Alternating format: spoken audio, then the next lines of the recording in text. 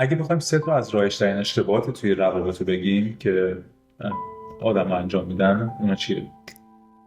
سمت خانوما و چیزی که از مراجعینم میشنوم هست.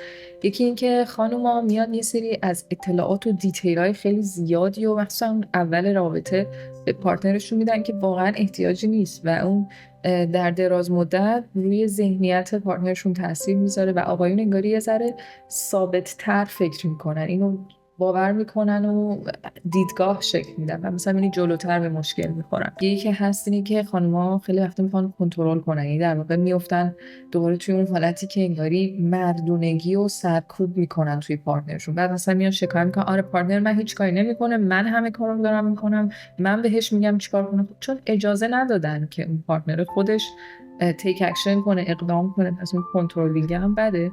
و یه چیز دیگه هم اینه که خانوما اون